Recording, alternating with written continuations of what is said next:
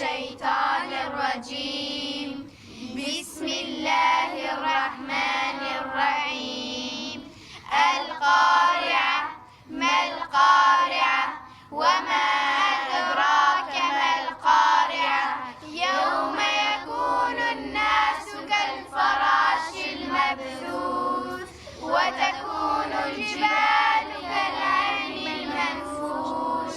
فأما من ثقلت موازينه فهو في عيشة راضية، وما من خفت موازينه فأمه هاوية، وما أدراك ما هي؟ نار حامية. صدق الله العظيم. بەناوی خی بەخشندەی میهرەبان ئەم ساڵیش لە درێژەی کار و چاڵاکیەکانماندا بە هاوکاری ناوەندی سۆران بەشی خوشکان هەستین بەکردنەوەی خولی هاوینەی کچان کە تێیدا ژمارەیەکی بەرچاو لە قوتابیان بەشدار بوون، قوتابی کچ. هەڵبەتە ئێمە بە پێویست تێزانین لە خەمی پەروەردەی هەر تاکێکی کۆمەلگای کوردی دابین.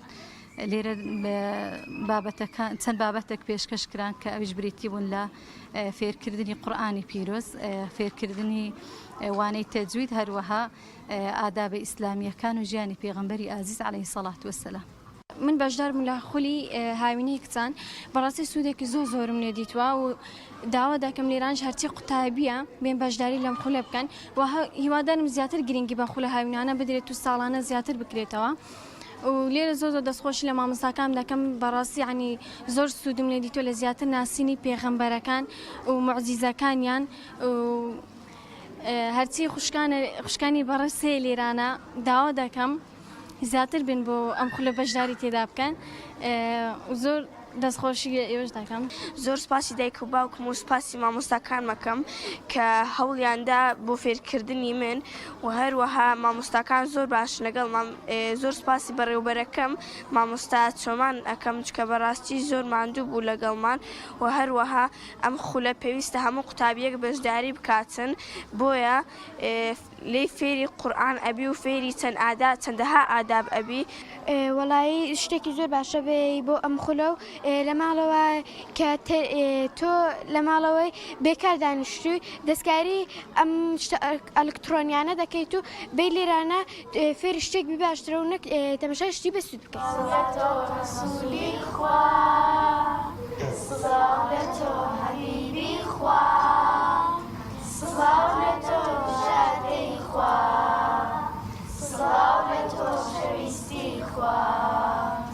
ای پیامبری رحمت دلمان را بیناوتا، ای تکاکاری امت یارو رفیداتا، لا تاریکی شوزد گشتمان لرگاتا، گشتمان لرگاتا.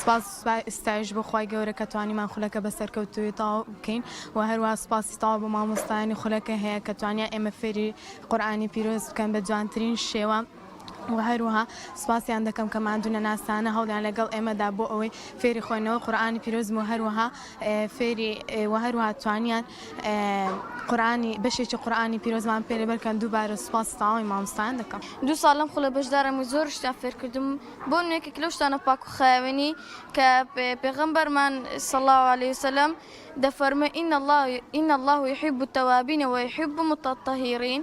خوای گەورە دەفەرمێ تەوبەکاران و پاکشکەرانم خۆش دەوێت. ئەو ڕووکۆتا ڕۆژی خولەکەمانە ئەو چوارەمی ساڵە بەشداری ئەو خولەیمە ئەلحەمدوللا فێری زۆر شتی بەسوود بوومە لەو شتانەی کە سەرنجی ڕاتشارمە ڕۆژتەکانی پێغەمبەر محەممەد درودی خوای لەسەر بێت کە دەفەرمێت کانە خولوقه القورئان کە ڕۆژتەکانی هەمووی قورئانی پیرۆز کە بۆ دومین ساڵە بەشداری لەم خولەدا دەکەم و توانیمان فێری ئەو بین کە کات بە فیڕۆ نەدەین و زۆربەی کاتەکانمان لە خزمەت قورئانی پیرۆزدا بەسەردەین و بە تۆڕە کۆمەڵاتیەکان بەسەری نەبین چونکە تۆڕە کۆمەڵاتیەکان هیچ سوودێکی نییە و بێکەڵکە. یەکێک لەو شتانی کە فێرم سەرنجی ڕاکێشامەوەی کە یەک لە مەرجەکان خۆی گەورەوەی کە لەسەر هەموو ئافرەتانی مسلمان و فەرزی کردووە کە حیجاب بکەن. مەرجەکانی حیجابی شەوەیە کە نابێت تەسک بێ، سەرنجڕاکێش بێ.